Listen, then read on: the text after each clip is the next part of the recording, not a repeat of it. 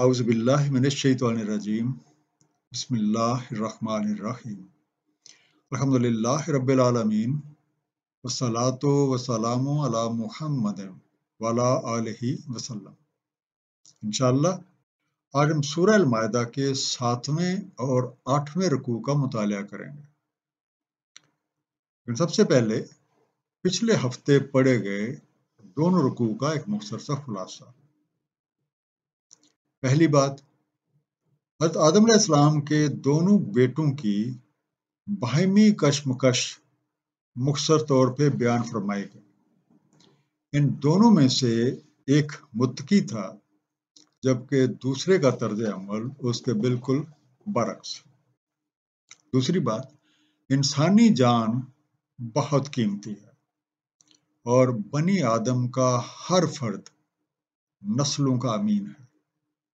अल्लाह ताला ने इसकी जान की हुर्मत के अहकामात बयान फरमा दिए हैं।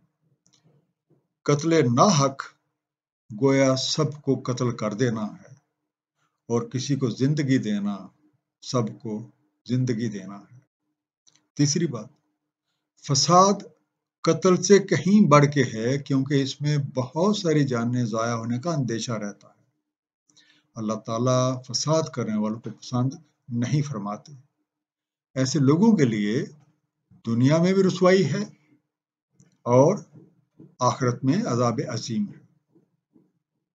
अगली बात, ईमान वालों के लिए तकवा इख्तियार करना और अल्लाह ताला की कुर्बत हासिल करने के लिए कोई ना कोई वसीला तलाश करना लाज़िम है। पांचवी बात, चोरी की सजा हाथ काट देना है ताकि दूसरे लोग इससे इबरत हासिल करें और ऐसे कामों से परहेज करें। छठी बात, इस कायनात का असल वारिस अल्लाह ताला है और उन्हीं के कवानीन के मुताबिक निज़ाम कायनात चल रहा है और इन कवानीन के मुताबिक हर किसी के पास पैगाम हक पहुंच कर रहता है। जो शख्स इस पैगाम को कबूल करके अपनी जिंदगी को संवार लेता है तो वो कामयाबी की राह पे गामजन हो जाता है, जबकि इसकी मुखालफत करने वाले अपनी मंजिल खोटी कर लेते हैं। आखिरी बात जो हमने पढ़ी थी, दायरा इस्लाम में दाखिल होने के बाद अहकामात अलैया पे अमल पैरा होने से ईमान तरक्की पाता है। महज ज़बानी कलामी दावों की कोई हकीकत नहीं, क्योंकि जिस दावे पे अमल की शहादत ना हो वो दावा झूठ करार पाता है। इस दुआ के साथ कि अल्लाह ताला अपने हबीब रहमतुल आलमीन नबी पाक सल्लल्लाहु अलैहि वसल्लम के तुफैल हम सबको कुरान करीम का सही मफ़हूम अता फरमाएं। आइए मुतालिया कुरान का आगाज़ करते हैं। सूरह अल-माइदा रुकू नंबर 7 और 8 जो कि आयात 44 से लेके 56 पे मुश्तमिल है। बिस्मिल्लाहिर्रहमानिर्रहीम। इन्ना अंज़लना तौरात फ़ीहा हुदन व नूर। बेशक हमने नाज़िल फरमाई तौरात जिसमें हदायत और नूर है। यहकुमु बिहन नबिय्यून अल्लज़ीना अस्लमू। फैसला फरमाते इसी से हमारे अंबिया कराम जो फर्मा बरदार थे। लिल्लज़ीना हादू व रब्बानिय्यूना वल अहबारू बिमस्तहफ़िज़ू मिन किताबिल्लाहि व कानू अलैहि शुहदा। उन लोगों को जो यहूद और रब्बानी और अहबार हैं, क्योंकि वो मुहाफ़िज़ बनाए गए किताब अल्लाह के और वो इस पे शाहिद थे। वला तख्शवुन नासा वख्शौनी वला तश्तरू बिआयाती समनन कलीला। बस तुम मत खदशा रखो लोगों का, मुझसे खशियत रखो और ना बेचो मेरी निशानियों को कीमते कलील पर। वमन लम यहकुम बिमा अंज़लल्लाहु फउलाइका हुमुल काफिरून। और जो कोई फैसला नहीं करता बमुताबिक अल्लाह ताला के नाज़िल किए के तो ऐसे लोग काफिर हैं। अल-अहबार इसका रूट है हबर, हे बे रे। अपने इल्म में महारत और कमाल की बदौलत نمایاں اور قابل احترام۔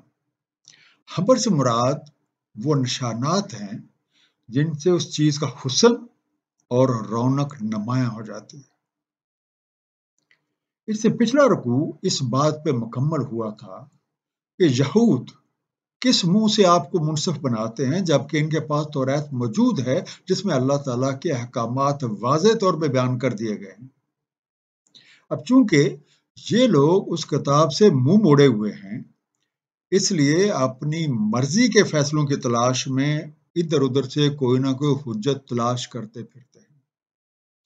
توریت وہ کتاب ہے جس میں ہدایت اور نور ہے، اور انبیاء بنی اسرائیل اسی کے مطابق لوگوں کے مختلف امور کا فیصلہ فرماتے تھے، اور اسی طرح سے ربانی اور علماء کرام اور مذہبی رہنما بھی یہود کے فیصلے اسی کتاب کے مطابق کرتے، اور یہ لوگ اس بات کے خود گواہ ہیں۔ انبیاء کرام کے وارثین کو اس بات کی تلقین کی گئی تھی کہ کتاب اللہ کے نفاذ میں اس بات کی پرواہ نہ کریں کہ لوگ کیا کہیں، بلکہ ان کے پیش نظر اپنے مالک اور خالق کے حقیقی کے احکامات کے مطابق لوگوں کا فیصلہ کرنا ہے، اور اس لیے وہ احکامات خدا بندی کے بدلے دنیا کی حقیر قیمت نہ لیا کرے۔ اب جو کوئی بھی اللہ تعالیٰ کی نازل کی ہوئی کتاب کے مطابق فیصلہ نہ کرے تو وہ کافر ہے۔ وَكَتَبْنَا عَلَيْهِمْ فِيهَا أَنَّ النَّفْسَ بِالنَّفْسِ وَالْعَيْنَ بِالْعَيْنِ وَالْأَنْفَ بِالْأَنْفِ، لکھ دیا ہم نے ان پہ اس میں کہ نفس کے بدلے نفس کا، آنکھ کے بدلے آنکھ، ناک کے بدلے ناک، وَالْأُذُنَ بِالْأُذُنِ وَالسِّنَّ بِالسِّنِّ وَالْجُرُوحَ قِصَاص، کان کے بدلے کان، دانت کے بدلے دانت، اور زخموں کا قصاص یعنی برابر کا زخم۔ فمن تصدق بہ فہو کفارۃ اللہ، تو جو کوئی صدقہ کر دے اسے تو وہ کفارہ ہے اس کے لیے۔ ومن لم یحکم بما انزل اللہ فاولئک هم الظالمون، اور جو فیصلہ نہ کریں بمطابق اللہ تعالیٰ کے نازل کیے کہ تو یہی ہیں ظلم کرنے والے۔ تو پہلا انڈر لائن لفظ العین آنکھ، الانف ناک، اذن کان کو کہا جاتا ہے، سنہ دانت، جروح زخم یا جرائی، کفارہ تلافی اتار دینا۔ قانون خداوندی کے مطابق بدلہ برابری کا ہے، جان کے بدلے جان کا، آنکھ کا آنکھ کے ساتھ، ناک کا ناک کے ساتھ، کان کا کان کے ساتھ، دانت کا دانت کے ساتھ، اور زخم کا بدلہ برابر کا زخم۔ لیکن جو کوئی شخص اپنے ساتھ کی گئی زیادتی کو معاف کر دیتا ہے اور اپنا بدلہ نہیں لیتا تو اس کا یہ فعل اس کے گناہوں کا کفارہ بن جاتا ہے۔ اور یہ بات بھی واضح طور پر بتا دی گئی ہے کہ فیصلے کتاب اللہ کی روشنی میں کیے جائیں گے، اور ایسا نہ کرنے والا ظلم کا مرتکب ہوتا ہے۔ اب لوگوں کی عقیدت ان وارثین کتاب یعنی احبار اور راہبوں کے ساتھ اتنی بڑھ گئی کہ انہوں نے اللہ تعالیٰ کو چھوڑ کے انہیں اپنا رب بنا لیا۔ سورہ توبہ آیت نمبر 31 میں ارشاد ہے، انہوں نے اللہ کی بجائے اپنے احبار اور اپنے ربوں کو خدا بنا لیا، اور مسیح ابن مریم کو بھی، حالانکہ ان کو ایک خدا کے سوا کسی کی عبادت کا حکم نہیں دیا گیا تھا، اس کے سوا کوئی خدا نہیں، اور وہ ان کی مشرکانہ باتوں سے بالکل پاک ہے۔ اب ان اکابرین مذہب کا کیا حال تھا، اس کا ذکر سورہ توبہ کی آیت نمبر 34 میں ہے۔ اے ایمان والو، احبار اور رابوں میں سے بہت سے ایسے ہیں جو لوگوں کا مال ناحق طریقے سے کھا جاتے ہیں، دوسروں کو اللہ کی راہ سے روکتے ہیں، اور جو لوگ سونے چاندی کو جمع کر کر کے رکھتے ہیں اور اس کو اللہ کی راہ میں خرچ نہیں کرتے، ان کو ایک دردناک عذاب کی خوشخبری دے دیں۔ وَقَفَّيْنَا عَلَىٰ آثَارِهِمْ بِعِیسیٰ ابْنِ مَرْیَمَ مُصَدِّقًا لِمَا بَیْنَ یَدَیْہِ مِنَ التَّوْرَاۃ، ہم نے پیچھے بھیجا ان کے نقش قدم پہ عیسیٰ ابن مریم کو، تصدیق فرماتا اس کی جو کچھ ان کے پاس موجود تھا توریت سے۔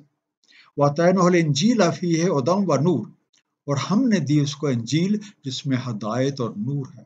وَمُصَدِّقًا لِمَا بَيْنَ يَدَيْهِ مِنَ التَّوْرَاةِ وَهُدًى وَمَوْعِظَةً لِلْمُتَّقِينَ، اور تصدیق کرتے ہیں اس کی جو ان کے پاس موجود ہے توریت سے، اور ہدایت اور موعظت متقین کے لیے۔ کفینا، ہم نے ان کے پیچھے پیچھے بھیجا، we followed up، آثارم، ان کے نشانات، ان کے مرتب کردہ اثرات یا انہی کی چلی ہوئی راہ پہ۔ اب انہی پیغمبروں کے نقش قدم پہ، یعنی وہی پیغام حق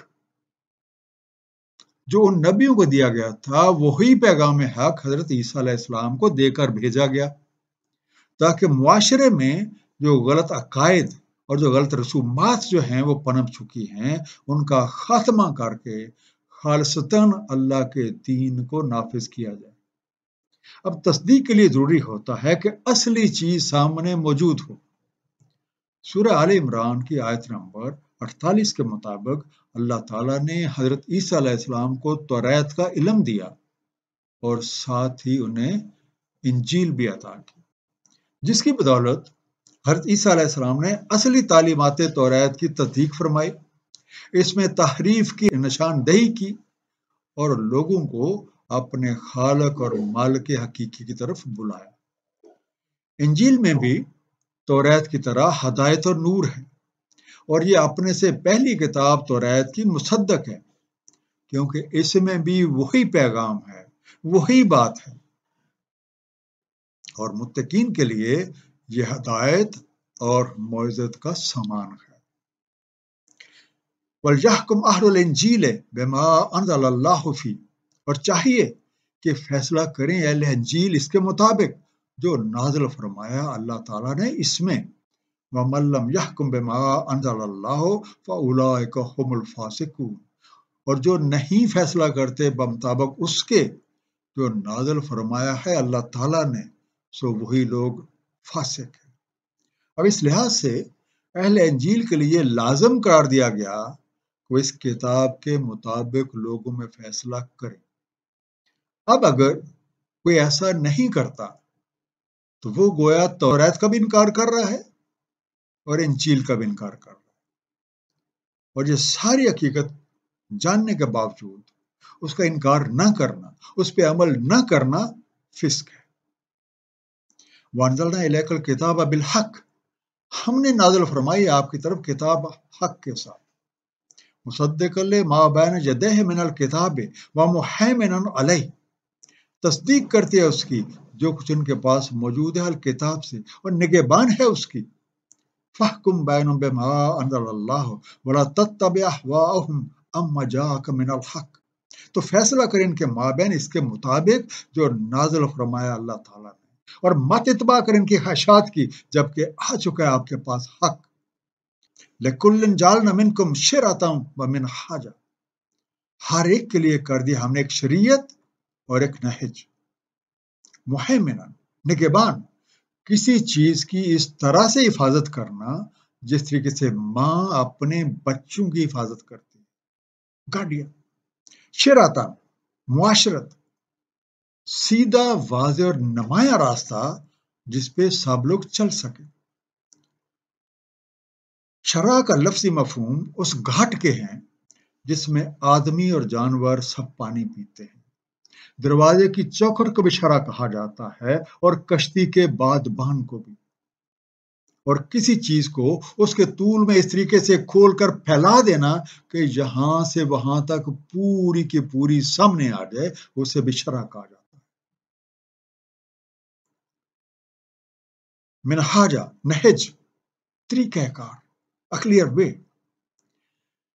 کتب سماویہ کے نزول کے حوالے سے قرآن کریم اللہ تعالیٰ کی آخری کتاب ہے جو نبی پاک صلی اللہ علیہ وآلہ وسلم کی وساطت سے نازل کی گئی۔ قرآن کریم میں اپنے سے پہلے نازل کی گئی تمام کتابوں کے مضامین موجود ہیں اور یہ ان سب کا نگہبان ہے۔ اس طرح سے اس میں وہ تمام احکامات اپنی اصلی شکل میں محفوظ ہیں۔ در حقیقت دین ایک ہی ہے، یعنی بنیادی قواعد و ضوابط ایک ہی ہیں، لیکن ان پہ عمل درآمد کے طریقے جنہیں شریعت کہا جاتا ہے مختلف ہیں۔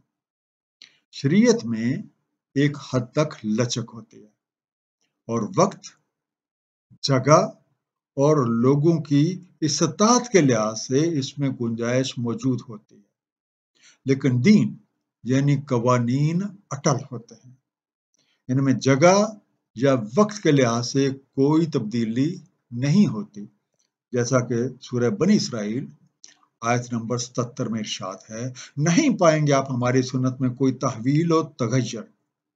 آیت جاری ہے، بولو شاء اللہ لجعلکم امۃ واحدہ، اور اگر چاہتا اللہ تعالیٰ تو کر دیتا تمہیں ایک امت واحدہ۔ وَلَٰكِن لِيَبْلُوَكُمْ فِيمَا آتَاكُمْ فَاسْتَبِقُوا الْخَيْرَاتِ، لیکن اس لیے کہ پرکھے تمہیں اپنے دیے میں سے، تو سبقت کرو بھلائیوں میں۔ إِلَى اللَّهِ مَرْجِعُكُمْ جَمِيعًا فَيُنَبِّئُكُم بِمَا كُنتُمْ فِيهِ تَخْتَلِفُونَ، اور اللہ تعالیٰ کی طرف مراجعت ہے تم سب کی، بس بتلا دے گا تمہیں اس سے جو اختلاف تم کرتے رہے، الخیرات، بھلے کا، بہتر کا۔ ہم سب نفس واحدہ سے پیدا ہوئے ہیں، اور اگر اللہ تعالیٰ چاہتے تو سب کو ایک ہی امت بنا دیتے، لیکن اس نے ایسا نہیں کیا، اور لوگ مختلف مذاہب اور فرقوں میں بٹ گئے۔ اس تنوع میں بھی ایک حکمت ہے، اور یہ کہ اللہ تعالیٰ جانچے کہ کون اپنی شریعت پہ کس حد تک عمل پیرا رہتا ہے، اور بھلے کے کاموں میں یعنی مخلوق خدا کی بھلائی میں سبقت لے جاتا ہے، اور کون احکامات شریعت کو پس پش ڈال کے اپنی من مرضیوں میں لگا رہتا ہے۔ سب نے لوٹ کے اللہ تعالیٰ کے حضور پیش ہونا ہے، اور جن چیزوں میں آج ہم بحث مباحثوں میں اور اختلافات میں پڑے ہوئے ہیں، یہ سب کچھ یہیں رہ جانا ہے، اور اللہ تعالیٰ ہر کسی کو اس کے اعمال کی حقیقت سے آگاہ فرما دیں گے۔ وَأَحْنِكُمْ بَيْنَهُمْ بِمَا أَنزَلَ اللَّهُ، اور فیصلہ کریں ان کے مابین بمطابق اللہ تعالیٰ کے نازل کیے گئے۔ وَلَا تَتَّبِعْ أَهْوَاءَهُمْ وَاحْذَرْهُمْ أَن يَفْتِنُوكَ عَن بَعْضِ مَا أَنزَلَ اللَّهُ إِلَيْكَ، اور نہ اتباع کرے ان کی خواہشات کی، اور ہوشیار رہے ان سے کہیں فتن میں ڈال دے تمہیں کسی چیز کے بارے جو نازل فرمایا اللہ تعالیٰ نے آپ کی طرف۔ وَإِن تَوَلَّوْا فَاعْلَمْ أَنَّمَا يُرِيدُ اللَّهُ أَن يُصِيبَهُم بِبَعْضِ ذُنُوبِهِمْ، تو اگر وہ منہ موڑیں تو معلوم رہے کہ اللہ تعالیٰ کا ارادہ ہے کہ مصیبت میں رکھے انہیں ان کی بعض لغزشوں کی بدولت۔ وَإِنَّ كَثِيرًا مِّنَ النَّاسِ لَفَاسِقُونَ، اور بے شک لوگوں میں سے اکثر ضرور فسق کرتے ہیں۔ اللہ تعالیٰ نے اپنے رسولوں اور نبیوں کے ذریعے اپنی کتابیں نازل فرمائیں، جن میں مخلوق کے لیے احکامات بیان فرمائے گئے۔ پیغمبروں کی بعثت اور کتابوں کے نزول کا مقصد یہ ہے کہ لوگوں میں تمام امور کے فیصلے اللہ تعالیٰ کے بتائے ہوئے احکامات کے مطابق کیے جائیں۔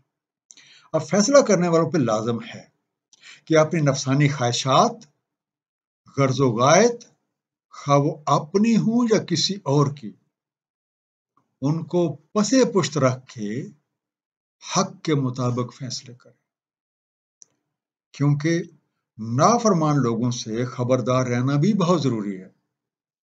وہ حق کو چھپانے اور نظام عدل کو بھی اللہ تعالیٰ کی ہدایات سے پھیرنے کی کوششوں میں لگے رہتے ہیں۔ اس لیے لازم ہے کہ ہر فیصلہ احکامات ربی کے تحت ہو، اب چاہے لوگ اسے خوش دلی سے قبول کرتے ہیں یا قبول نہیں کرتے۔ وہ حکم الجاہلیت یبغون، تو کیا جاہلیت کے فیصلے کے متلاشی ہیں؟ وَمَنْ أَحْسَنُ مِنَ اللَّهِ حُكْمًا لِقَوْمٍ يُوقِنُونَ، اور کون احسن ہے اللہ تعالیٰ سے فیصلہ کرنے والا یقین رکھنے والے لوگوں کے لیے۔ اب جبکہ اللہ تعالیٰ نے نبی پاک صلی اللہ علیہ وآلہ وسلم کو اپنی آخری کتاب دے کر بھیج دیا ہے، اپنی نعمت کو مکمل فرما دیا ہے، تو کیا اب بھی لوگ عہد جاہلیت کے مطابق فیصلوں کے متمنی ہیں، جن میں احکامات علیہ کی بجائے ذاتی غرض و غایت کو پیش نظر رکھا جاتا تھا؟ اور یقین رکھنے والوں کو یہ حقیقت خوب معلوم ہے کہ اللہ تعالیٰ سے بہتر نہ تو کوئی اپنے مخلوق کو جانتا ہے اور نہ ہی اس سے بہتر کوئی فیصلہ کر سکتا ہے۔ اس لیے وہ اپنے ہر معاملے کا فیصلہ کتاب اللہ کو سامنے رکھ کرتے ہیں اور اسی کے مطابق اپنی زندگی کو بھی سنوارتے ہیں اور دوسروں کو بھی اسی کی تلقین کرتے ہیں۔ یا ایھا الذین آمنوا لا تتخذوا اليہود والنصارى اولیاء بعضهم اولیاء بعض، اے ایمان والو مت بناؤ یہود و نصارہ کو دوست، وہ آپس میں دوست ہیں ایک دوسرے کے۔ وَمَن يَتَوَلَّهُم مِّنكُمْ فَإِنَّهُ مِنْهُمْ، اور جو کوئی دوست بنائے انہیں تم میں سے تو پھر وہ انہی میں سے ہے۔ ان اللہ لا یہدی القوم الظالمین، بے شک اللہ تعالیٰ نہیں ہدایت فرماتا قوم ظالمین کو۔ یتولاہم، دوست رکھتا ہے، ٹیکس them as friend۔ اہل ایمان پہ لازم ہے کہ اپنے مسلمان بھائیوں کو چھوڑ کے یہود و نصارہ کو دوست نہ بنائیں۔ در حقیقت وہ آپس میں دوست ہیں اور مسلمانوں کی مخالفت میں یکجا ہیں، اور یہ اس وقت تک راضی نہیں ہوتے جب تک ان کے مذہب کی پیروی نہ کی جائے۔ سورہ البقرہ آیت نمبر 120 میں فرمان ہے، اور ہرگز نہیں راضی ہوں گے تم سے یہود اور نہ ہی نصارہ، حتیٰ کہ تم اتباع کرو ان کی ملت کا۔ کہہ دیں بے شک اللہ تعالیٰ کی ہدایت ہی اصل ہدایت ہے، اگر تم نے ہدایت کی ان کی خواہشات کی بعد اس کے کہ آ چکا ہے تمہارے پاس علم، نہیں اللہ تعالیٰ سے زیادہ کوئی دوست اور نہ ہی کوئی نصرت کرنے والا۔ دوستی میں دوست کا مزاج اپنایا جاتا ہے، اس کے ساتھ راز و نیاز بھی کیے جاتے ہیں، اور دوستی انہی لوگوں میں پروان چڑھتی ہے جن میں مزاج کی موافقت ہوتی ہے۔ اس لحاظ سے یہود و نصارہ کو دوست بنانے والے بھی انہی کی مانند ہو جاتے ہیں۔ ایمان لانے کے بعد ایسا کرنا ظلم ہے اور ظالموں کے لیے ہدایت کے راستے نہیں کھلتے۔ فَتَرَى الَّذِينَ فِي قُلُوبِهِم مَّرَضٌ يُسَارِعُونَ فِيهِم، سو تم دیکھتے ہو جن کے دلوں میں مرض ہے لپک کر جاتے ہیں ان میں۔ يَقُولُونَ نَخْشَىٰ أَن تُصِيبَنَا دَائِرَةٌ، اور کہتے ہیں ہم تشویش مند ہیں کہیں آ پڑے ہم پہ کوئی دائرہ۔ فَعَسَى اللَّهُ أَن يَأْتِيَ بِالْفَتْحِ أَوْ أَمْرٍ مِّنْ عِندِهِ، تو قریب ہے کہ اللہ تعالیٰ فتح دے یا کو امر کرے اپنے ہاں سے۔ فَيُصْبِحُوا عَلَىٰ مَا أَسَرُّوا فِي أَنفُسِهِمْ نَادِمِينَ، تو ہو جائیں وہ اس پہ جو کچھ وہ چھپائے ہوئے ہیں اپنے جی میں نادم۔ دائرہ، چکر، گردش زمان، سائیکل، چینج آف ایونٹس۔ تھوڑا سا غور کرنے سے وہ سب لوگ نظر آ جاتے ہیں جو لپک لپک کے یہود نصارہ کے ساتھ دوستی کی پنگیں بڑھانے دوڑے جا رہے ہیں۔ ان کے دلوں میں نفاق ہے اور ان کے ذہنوں میں غلامی کی خو ہے۔ ایسے لوگ کہتے ہیں کہ ہمیں اس بات کی تشویش ہے کہ اپنے دین کے پیروکاروں کے ساتھ رہنے کی وجہ سے ہم کسی مصیبت کا شکار نہ ہو جائے، جبکہ ان لوگوں کے ساتھ رہنے میں ہمیں کچھ نہ کچھ تحفظ میسر آ سکتا ہے۔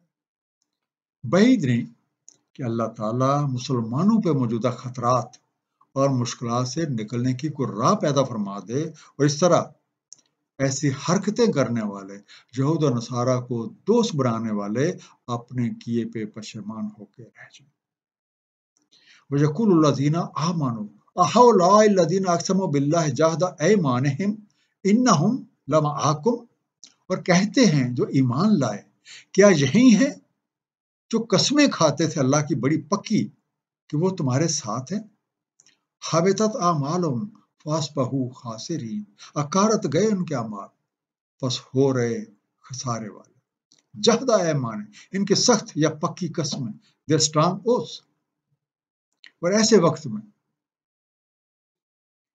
ایمان والے کہیں گے کیا یہ وہی لوگ ہیں جو اللہ تعالیٰ کی قسمیں کھا کھا کے یقین دلاتے تھے کہ ہم تمہارے ساتھ ہیں، لیکن ان کے دوگلے پن اور اللہ تعالیٰ کے احکامات کی خلاف ورزی کی بدولت ان کے سارے اعمال اکارت گئے اور یہ گھاٹے میں جا پڑے۔ یا ایھا الذین آمنوا من یرتد منکم عن دینہ، اے ایمان والو جو کوئی مرتد ہوا تم میں سے اپنے دین سے، وسوف یأتی اللہ بقوم یحبہم ویحبونہ، تو عنقریب لے آئے گا اللہ تعالیٰ ایک قوم جن سے وہ محبت کرتا ہے اور وہ اس سے محبت کرتے ہیں، اذلۃ علی المؤمنین اعزۃ علی الکافرین، نرم رو مومنین پہ اور سخت گیر کافروں، جو جاہدون فی سبیل اللہ ولا یخافون لومۃ لائم، جدوجہد کرتے ہیں فی سبیل اللہ، نہیں خوف کھاتے کسی ملامت کرنے والے کی ملامت کا، ذالک فضل اللہ یؤتیہ من یشاء، یہ اللہ کا فضل ہے، ملتا ہے اسے جو چاہتا ہے، واللہ واسع علیم، اللہ تعالیٰ وسعت والا علم والا ہے۔ یرتدا ارتداد کرے، واپس پھر جائے، ٹرنز بیک، اذلۃ نرم روی اختیار کرنے والے، عزت سختی کرنے والے، لومتا ملامت کرنا، لائم ملامت کرنے والا۔ اگر کوئی شخص ایمان لانے کے بعد اپنے دین سے مرتد ہو جاتا ہے تو اللہ تعالیٰ کو اس کی کوئی پرواہ نہیں، اور نہ ہی اس کے مرتد ہونے سے اس نظام کائنات میں کوئی فرق پڑتا ہے۔ اگر کوئی فرق پڑتا ہے، اگر کوئی نقصان ہوتا ہے تو وہ صرف دین سے پھرنے والے کا۔ اللہ تعالیٰ عنقریب ایسے لوگوں کو لے آئے گا جن سے وہ محبت فرماتا ہے اور وہ اس سے محبت کرتے ہیں، اور ان لوگوں کے لیے رضا الہیہ سے بڑھ کے کچھ بھی نہیں ہے۔ ان لوگوں کی خصوصیات یہ ہیں کہ وہ مومنین کے ساتھ انتہائی نرم، جبکہ کافروں پہ انتہائی سخت ہیں۔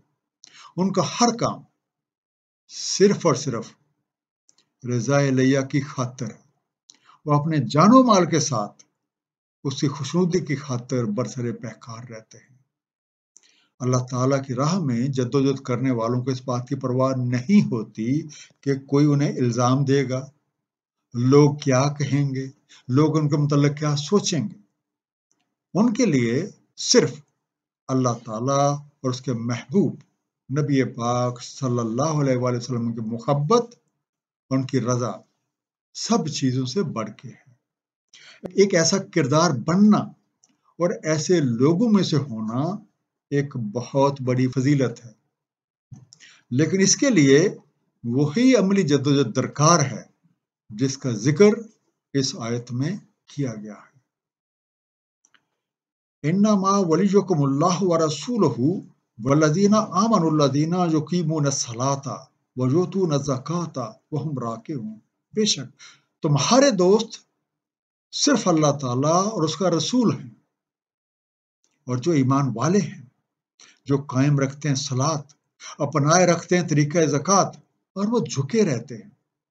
وَمَن يَتَوَلَّ اللَّهَ وَرَسُولَهُ وَالَّذِينَ آمَنُوا فَإِنَّ حِزْبَ اللَّهِ هُمُ الْغَالِبُونَ، اور جو کوئی دوست بنا لیتا ہے اللہ تعالیٰ اور اس کے رسول اور جو ایمان رکھتے ہیں تو بے شک حزب اللہ تعالیٰ ہی غالب رہتی ہے۔ حزب ایک پارٹی، ایک ایسا گروہ جس کے لوگوں کے دل اور اعمال ایک دوسرے سے ملتے جلتے ہیں۔ پارٹی، ایمان رکھنے والوں کے دوست اللہ تعالیٰ اور اس کے حبیب نبی پاک صلی اللہ علیہ وآلہ وسلم ہیں، اور ایسے لوگوں کی نشانی یہ ہے کہ وہ نماز کے ذریعے اپنا تعلق اللہ سے قائم رکھتے ہیں اور زکوٰۃ کا طریقہ اپنا کر اپنا تزکیہ نفس بھی کرتے ہیں اور مخلوق خدا کی بھلائی میں سرگرم عمل رہتے ہیں۔ عاجزی ان کا شیوا ہے، اور وہ اللہ تعالیٰ اور اس کے حبیب کے احکامات کے سامنے سر تسلیم خم کیے رہتے ہیں۔ اب جو کوئی میدان عمل میں اعلیٰ کارکردگی کا مظاہرہ کر کے اللہ تعالیٰ اور اس کے حبیب نبی پاک صلی اللہ علیہ وآلہ وسلم اور اہل ایمان کو اپنا دوست رکھتا ہے تو پھر اللہ تعالیٰ اور اس کے حبیب کی پارٹی میں شامل ہو جاتا ہے۔ اور کسی بھی مسلمان کے لیے اس سے بڑی سعادت کیا ہو سکتی ہے کہ وہ حزب اللہ کا حصہ بن جائے۔ اور ہر کسی کو یہ بات معلوم ہونی چاہیے کہ اللہ کی پارٹی یعنی حزب اللہ ہی غالب رہنے والی جماعت ہے۔ ایک مختصر سا خلاصہ ان دونوں رکوع کا۔ اللہ تعالیٰ نے بنی اسرائیل پہ توریت نازل فرمائی۔ انبیاء بنی اسرائیل اسی کے مطابق لوگوں میں فیصلے فرماتے ہیں۔ ان کے بعد یہی کام ان کے وارثین کرتے رہے۔ انہی انبیاء کرام کے نقش قدم پہ اللہ تعالیٰ نے حضرت عیسیٰ علیہ السلام کو انجیل دے کر بھیجا جو تورات کی تصدیق کرتی ہے۔ اور اس میں بھی لوگوں کو یہی تلقین کی گئی کہ وہ اپنے معاملات کے فیصلے کتاب اللہ کے مطابق کریں۔ اللہ تعالیٰ نے نبی پاک صلی اللہ علیہ وسلم کی وساطت سے اپنی آخری کتاب قرآن کریم نازل فرمائی، جو آپ سے پہلے نازل ہونے والی تمام کتابوں کی تصدیق کرتی ہے اور یہ ان کے تمام مضامین کی محافظ ہے۔ اب سب لوگوں کی نجات کا واحد ذریعہ قرآن کریم پہ صاحب قرآن نبی پاک صلی اللہ علیہ وآلہ وسلم کی سنت مبارکہ کے مطابق عمل کرنے میں ہے۔ دین ایک ہی ہے لیکن شریعتیں مختلف۔ اگر اللہ تعالیٰ چاہتے تو سب کو ایک ہی امت بنا دیتے، لیکن ایسا نہیں کیا گیا۔ اور اس کی حکمت یہ بیان کی گئی ہے کہ لوگوں کو جو کچھ دیا گیا ہے اسی کے مطابق ان کو پرکھا جائے۔ اللہ تعالیٰ کی کتابوں کے نزول کا مقصد یہ ہے کہ لوگ ان کے مطابق اپنے معاملات کے فیصلے کریں، ان کو سمجھیں، ان پہ عمل کریں۔ اور جو لوگ ان کے مطابق فیصلے نہیں کرتے، جو لوگ ان کو نہیں سمجھتے، جو لوگ ان کتابوں کو سمجھ کے ان پہ عمل نہیں کرتے، ان کے لیے سخت عذاب ہے۔ اہل ایمان کو یہود نصارہ سے دوستی کرنے سے منع کیا گیا ہے کہ ان کے صحبت کا بھی اثر ہوتا ہے۔ اہل ایمان کے حقیقی دوست اللہ تعالیٰ، اس کے حبیب نبی پاک صلی اللہ علیہ وآلہ وسلم اور مومنین ہیں۔